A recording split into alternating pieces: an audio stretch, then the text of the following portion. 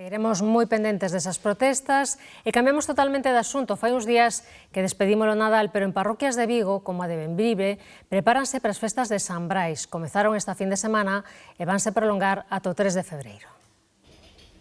Os furanchos de San Blas 21 este ano xa abriron as súas portas e sobre todo as súas cociñas para dar o pistoletazo de saída a unha festa emblemática e centenaria en Galicia.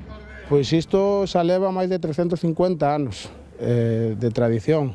Entonces iso nace de que a xente antes xuntábase nas casas co excedente do viño, a matanza do porco. Dende esta fin de semana e ata o 3 de febreiro unha ampla programación musical, cultural pero tamén gastronómica formarán parte do día a día desta parroquia de Bembrive.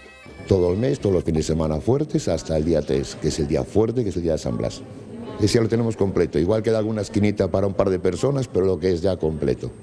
O ambiente irá de menos a máis ao longo das próximas semanas, este sábado xa con actuacións e gran ambiente nos propios furanchos e cun serán popular no palco vello da música. Que van facendo pasarrúas, van entrando nos furanchos, tocan unhas pezas, van cambiando dun a outro, bueno, un poquinho que lle fomos inculcando a festa porque é o que facían antes. Sen perder a tradición cultural e tampouco a familiar, neste furancho, por exemplo, seguen o legado da súa nai preparando con mimo o baixo da casa familiar para estes días. Hai teirada, comida e bebida, e sobre todo boviño. Este ano a novidade é a compostelana furancheira, unha tarxeta de selos que os visitantes poderán completar visitando os distintos establecementos para poder optar a un cocido gratuito.